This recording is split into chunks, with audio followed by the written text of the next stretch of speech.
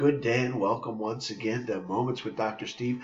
I'm Dr. Steve Bonenberger, and it's a thrilling event to be able to connect with you in this virtual way because what we learned quickly is that the virtual melds and melts and blurs and then connects to and then encompasses and puts this big kind of embrace around the natural, the real world. It's an interesting thing that I've learned over the years of doing this work, how the virtual is really a connecting rod and allows us to be able to build relationship based upon those things that matter to us.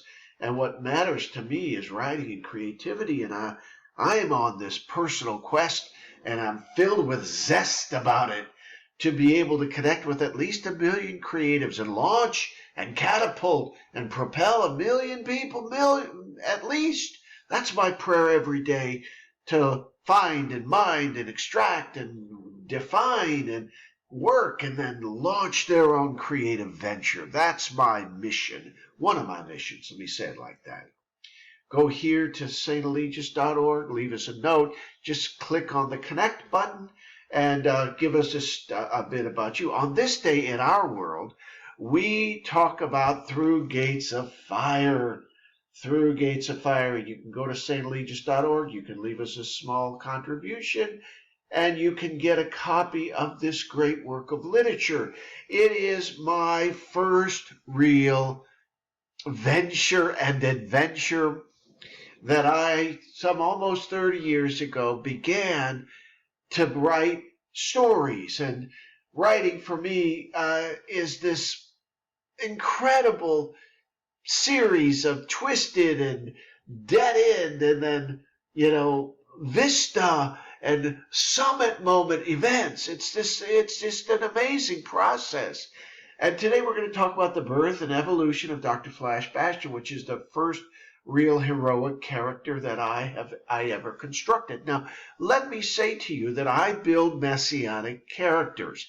That is my niche. That is where I prefer to land. You may choose to create other kinds of characters. That's all right. But I want you to know that the reason I'm a writer is because I had nothing left when I started writing stories. I was stripped mined of my so-called professional status.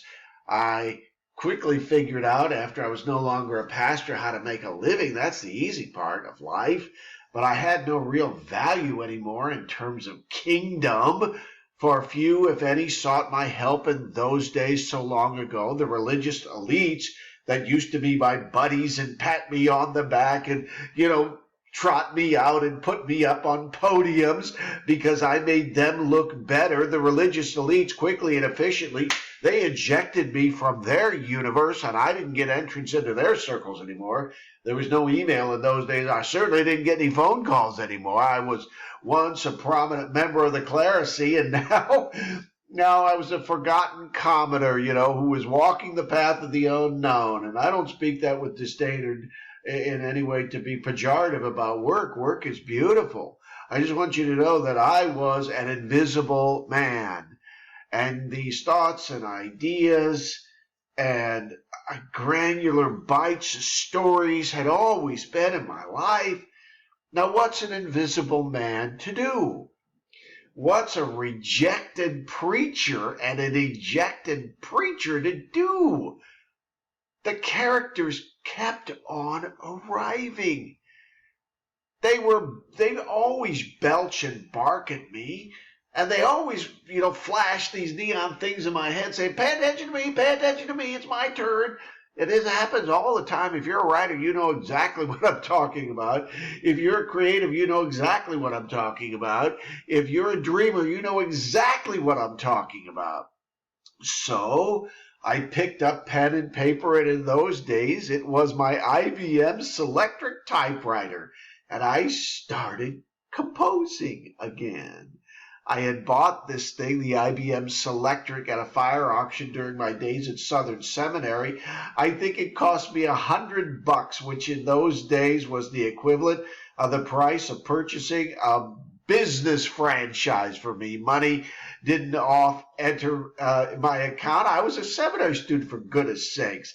I had 4 jobs and a budding wife, and and I was going to seminary. I was going to be a pastor my entire life. My then wife and I lived above a car garage, believe it or not. Every morning at 6 a.m., 6 days a week, Monday through Saturday. They had these big chains that the workers would come in and they'd roll those chains up and the big doors would open. I'd hear that. And then hot or cold air would surge in and start blowing in and sifting in through those leaking floorboards, and soon hammers and saws and electric wrenches and laughing workers and cursing workers would start worrying. People ask me, how do you wake up every morning so early and start writing? Well, the answer, it's been my personal practice since those days in Louisville, Kentucky. But actually, I started this practice of getting up early and writing way back in college in Bolivar, Missouri at Southwest Baptist. Writing is and always has been my life passion and my life practice. And cue the bamboo forest of sermons and papers and essays and special occasion speeches and on and on. I had used the boat anchor with a cord that blitzed this rotating ball across the page for writing hundreds and hundreds of sermons and hundreds of papers and lots of essays and lots of occasional speeches, and on it went. This was my world. As a writer, you have to have a world. You have to have a place that is a cubby. I think it was Virginia Woolf that said all a writer really needs is, 4 cubic feet and a pen and a paper and an imagination. And I think she was right about that.